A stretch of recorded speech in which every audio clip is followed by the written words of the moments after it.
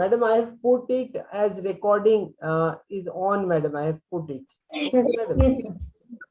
আলু দেবে না, হ্যাঁ হ্যাঁ, শুধু বিনস দাও, একটা আলু দিতে পারো।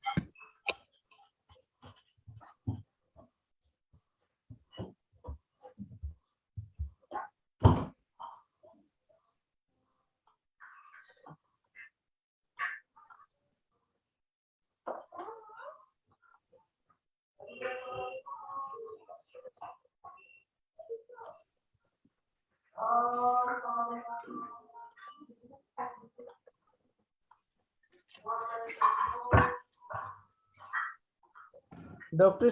Santosh, please mute.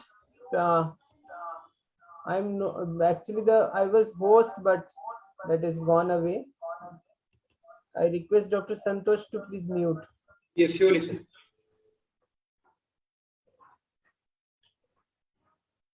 Sir, can we start? Brahma, sir.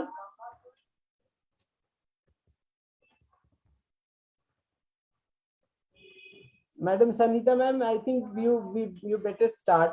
Okay, sir. So good afternoon to all esteemed dignitaries and my teachers and colleagues.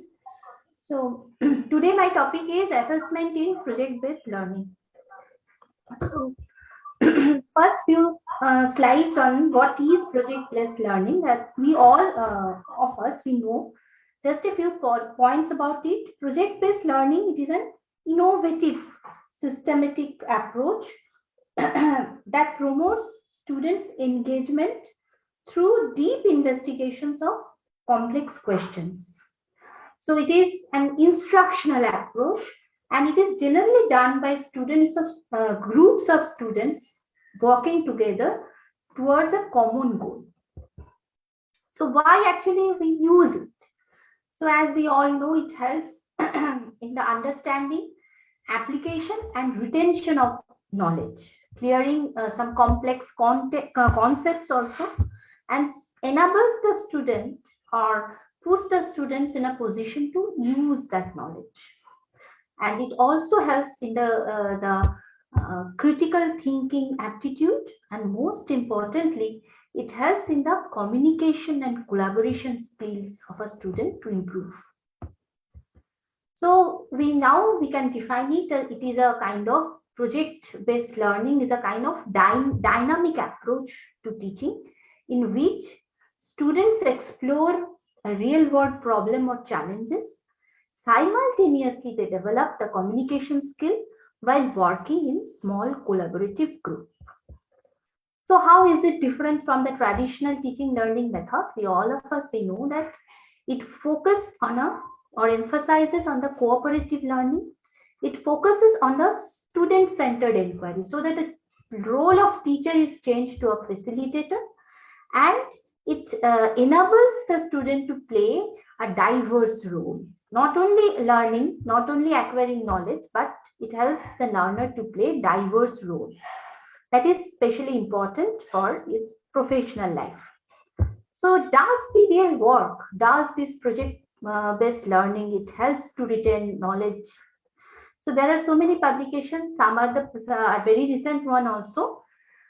Most of them, they told us that it is very effective for the long-term retention, skill development, and it also gives a kind of satisfaction to the part of student as well as teacher. And this project-based learning, especially it is effective for lower achieving students. If you engage them in the process, so they will improve much higher. Now, what are the challenges to implement it in our local setting? First is you have choosing the correct topic for the project-based learning is a kind of challenge. Then tracking the students' progress and as well as students' willingness to actively support and participation, it is also a kind of challenge. Achieving consistency among students. What do we mean by this consistency actually? In project-based learning, we actually give a kind of autonomy to the students. Okay, students will prepare, they will present. So it is a kind of autonomy to them. But there must be a kind of, it requires some kind of consistency or discipline. And autonomy and consistency, these are two opposing forces. So therefore, a proper balance of expectations must be formed between the facilitator and the student. Now, today especially, we want to focus on this particular aspect, that how I will track the progress of the student when I have engaged them into a project. Okay. For example, suppose I have, this is an example of project. Suppose I have given my student to prepare a poster on this specific topic of circulatory shock or coronary circulation. From roll number 60 to 69, you were in this group, you prepared this poster. Okay, so they will collect data from the resources, they will put it, they will make it, they will present it. Now the question is, when I am assessing it, how I am giving them grades, and individually how I can assess their improvement. That is a kind of that is a point we want to focus today. So McDonald and Sevin in 2004, they have listed so many ways of assessing a project work. It may be a group presentation, it may be an individual presentation, it may be a portfolio, it may be a case-based presentation, essays. So you can change this, you can give a psychomotor skill like examination or a general survey, maybe a project. Interpretation of pulmonary function test data can be a project. Counsel a patient about the injurious effects of alcoholism, that can be a project. Okay, so depending upon the domain you are addressing, so you will choose how you are trying to assess them. But to implement it properly, all of these methods, so many methods they have mentioned, they have two common points. If you know these two common points, it will be easier for us to frame an assessment worksheet for assessing this project. First, we have to know that why we are assessing and what actually we want to assess. So why we are assessing, we know that we have some gold standard or the learning outcomes, circulatory shock learning objectives for first year, circulatory shock learning outcomes for the final years. So the gold standard is there. So I want my student to achieve that finishing line. If there remains any gap or discrepancy or deficiency between these two, by feedback, I will make the student aware that this is your position, so that he or she can try to reduce that gap. Okay, so that is why I am doing this project, assessing the student. Now, what we are assessing? First, of course, we are assessing the knowledge, we are assessing the skill, we are trying to assess the attitude and values, and we want to assess the ability of a student to perform in a professional context. These are the points. So now here comes 2 points, that is the content outcome that we want to assess, that is how much knowledge retention is there, that is. Another is the process outcome. While preparing the project, while going through this process, how it is going well, how the communication is done, that is a kind of outcome. So when we are measuring, trying to assess it, we have to focus on 2 things. One is the content outcome, another is the process outcome. So first come to the content outcome. So content outcome, we know very well. Suppose a program is running in the community, that is medical faculties, they are trained to counsel the community target population about the sexually transmitted diseases.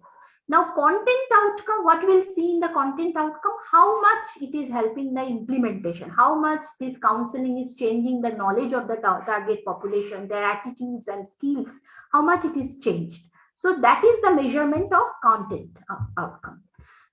In this case, in our project, in the medical education, we can add in this content outcome a little one extra adjective is the content learning outcomes that we all know. So learning outcome I have fixed for a particular audience, and I will try to measure whether it is fulfilled or not. It may be from the cognitive domain, from the skill domain, or the affective domain. Now come to this problem. So when roll number 60 to 69, they are presenting as a group. So I am measuring the content outcome of the group itself. But we know this is our logbook here. Against each and every roll number, we have to give for this seminar or project-based learning, we have to give score to that individual. So from this group, how we are going to give score to the individual students. So for assessing it, we have to keep it in mind. So for the content outcome, there must be 2 types.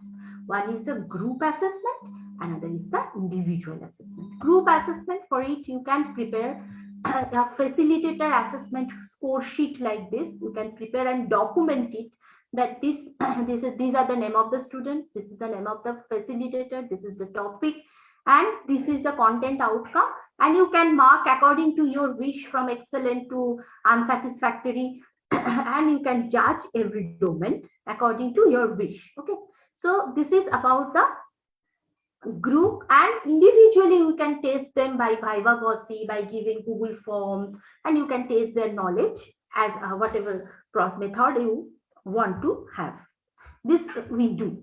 So this is so, but we must keep in mind, so when we are assessing the group, we have to assess the individual students of the group so that we can put it in their logbook too.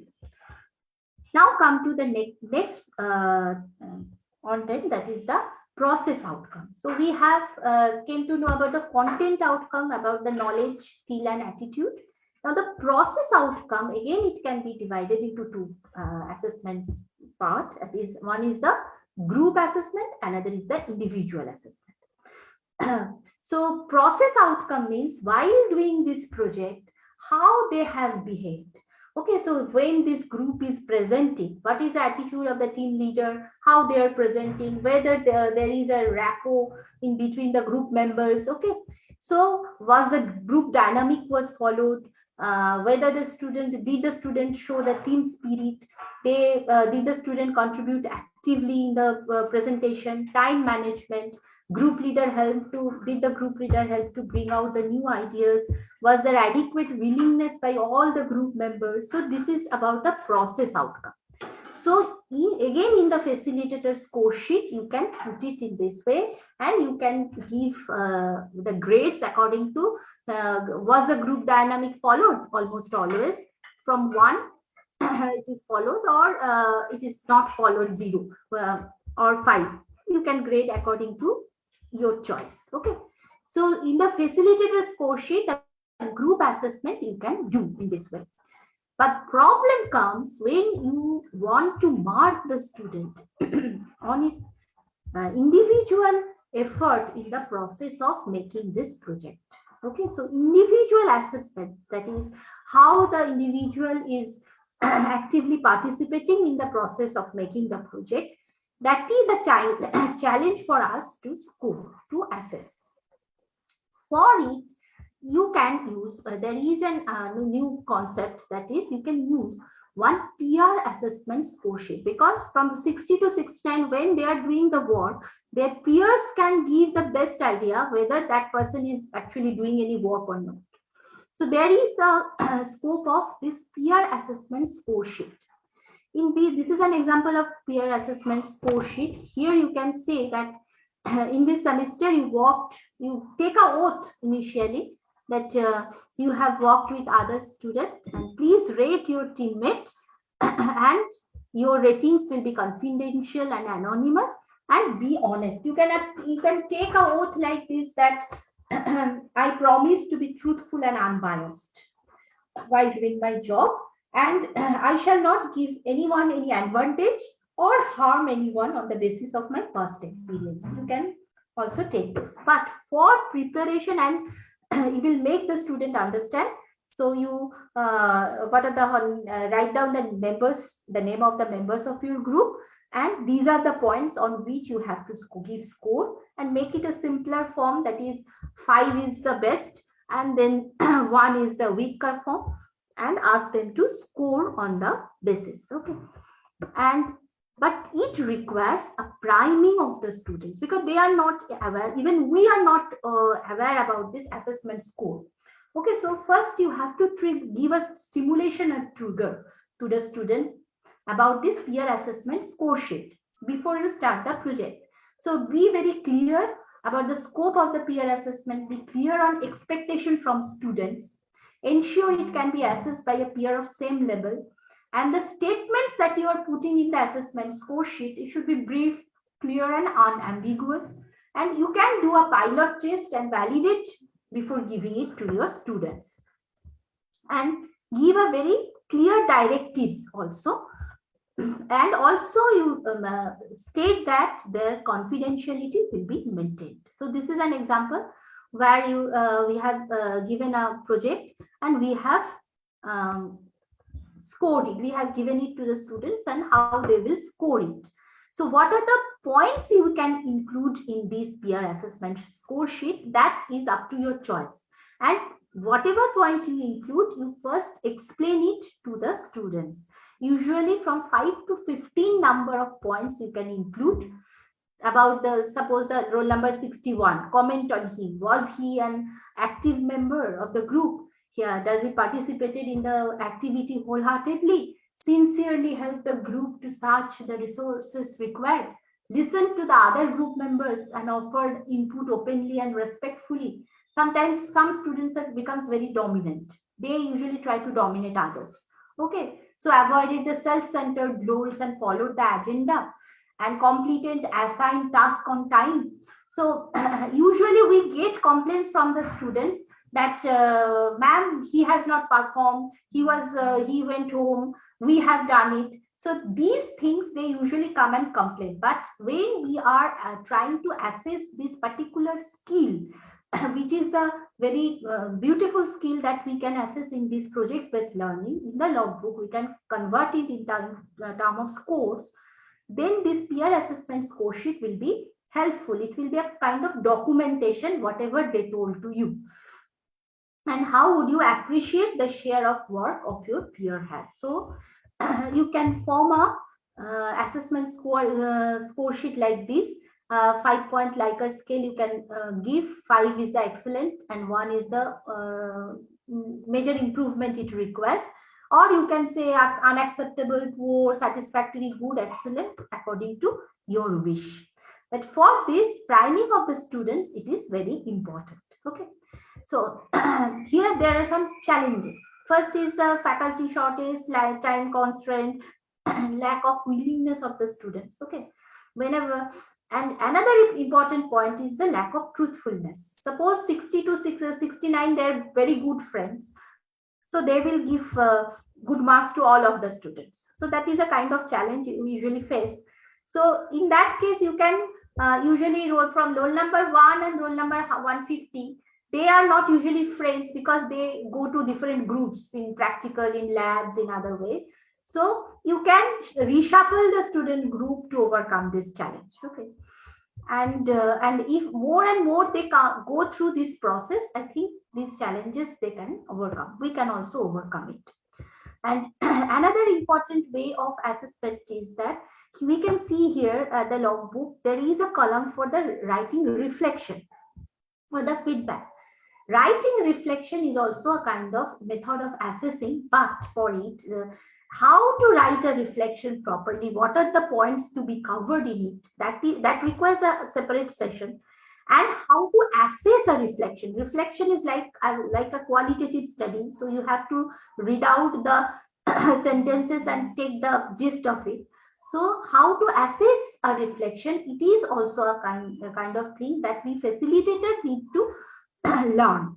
Okay, so that requires a separate session for discussion. But if we wish, other than putting scores like this or grades like this, there is a chance or scope for doing a reflection writing with proper ways, maintaining the proper ways of reflection writing. There are certain methods, and assessing these reflections from the peers, it is also helpful to grade the students how they have developed their knowledge, skill, as well as attitude and their cooperative or team management skill also. So that is the special point about the project-based learning that we want to impart in our students. So if we could assess it properly, I think we can also guide them for the processing of this effect. So this is a kind of facilitator feedback or reflection. You can see here, the group was enthusiastic after knowing the title of this. This is the feedback of SDL session. Although a bit of reluctance was observed, then they identified the leader, the timekeeper in the group dynamics, how they have done it. Group leader created a WhatsApp group for the activity. And in this way, you can ask the students to make you member of that WhatsApp group so that you can monitor their chats and discussion, how they're dealing with the resources. So in this way, reflection writing and assessment of reflection can also be a way of assessing the project-based learning. These are my references. Thank you.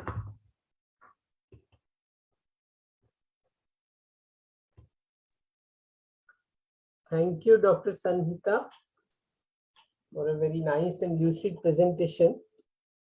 So I open the house for any questions. All our esteemed members who listened. Very nice presentation, madam. Madam, can I ask one thing? Thank you, sir. Yes, sir. Madam, you were talking about the two types of outcome. One Yes, was sir. the process outcome, and the other was the content Yes, outcome. Madam, how to assess the content outcome? Will you again explain to us? Content means the content learning outcome. I have added one adjective here, content learning outcome. So here in this medical education, learning outcome we always do. Suppose after doing this project, preparing a poster on circulatory shock, what are the learning outcomes? My student will know this and that and this, how to manage a circulatory shock. These are the drugs used. These are the recent advances. Okay, so these are about the content outcome, the knowledge or skill or the thing that you have wanted to impart within them, that we usually assess. But the process is, while going through this process, while preparing the slide, preparing the poster, how they communicated with others, whether they were dominating or they were reluctant, these are the things about the process outcome. So as process outcome is very much important in project-based learning, especially because we wanted to teach them about this team building and cooperative learning. So this skill has to be assessed. Madam, will we give equal marks to both, or will we give more marks to the content? That is up to your choice, sir.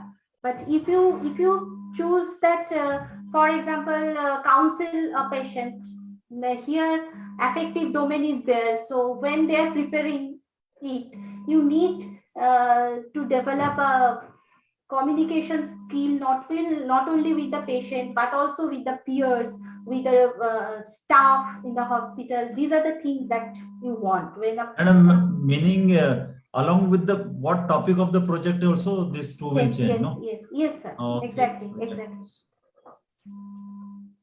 And thank you so much, ma'am. It was very lucid and very well you took us through a snapshot. This will be very helpful in when the electives are implemented, I guess. Yes, sir. Yes. Somewhat, no?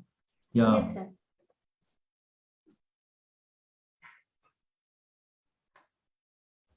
Any more questions?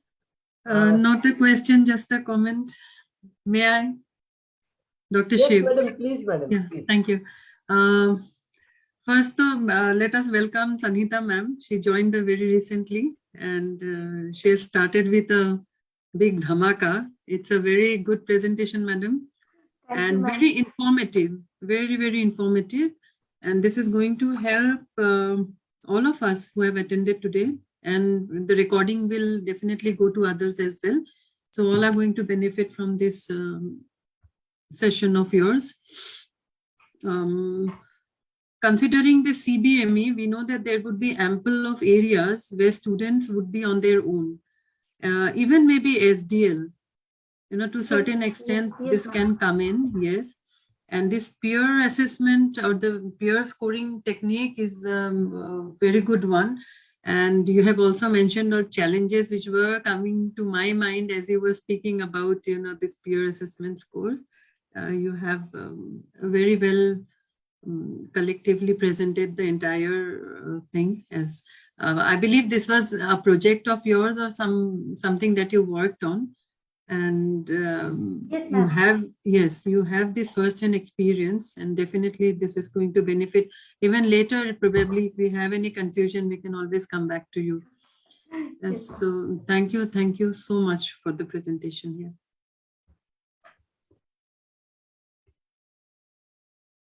Over to you, Dr. Shiv. Thank you, madam. Thank you, madam, for your encouragement. And Professor Sanhita, thank you for the wonderful presentation. Any further queries from our eminent dignitaries?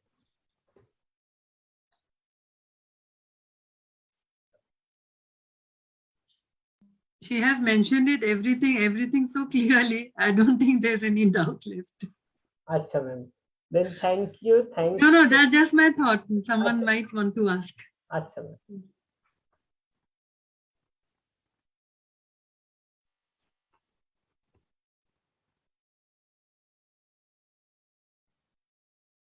Very lucid presentation, Professor Sangeeta. There is no questions.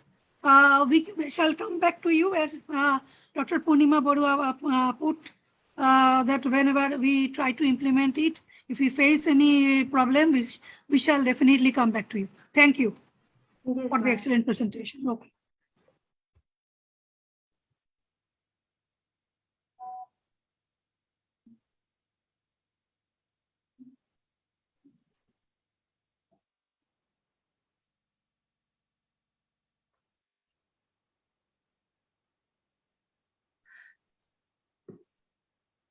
So should we wind it up? Yes, madam, I feel that is it, because nobody else is asking anything. Madam's presentation is very clear. Yeah, it's very quite Ma'am, I have a request. If this reflective learning, if you could arrange a session of teaching learning of this, it will be very useful for us. Okay, we'll think about it and get back. Sure. We are left with skills, we are left with this, so there would be a few things coming up. Yes, reflective assessment of reflective writing will be very important here. In fact, for all of us, for all the sessions, wherever we are using reflective writing as a method of assessment. Okay, thank you so much. Thank you, madam. Thank you all for joining. Thank you, Dr. Shiv. Thank you, sir. Thank you, Professor Sangeeta. Thank you, Shamida. Thank you. Thank you all.